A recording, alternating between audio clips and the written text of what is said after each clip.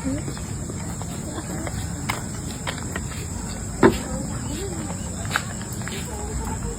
yang kemarin saya 24 nih. KTP awal yang kan P1000 seberapa? Berapa?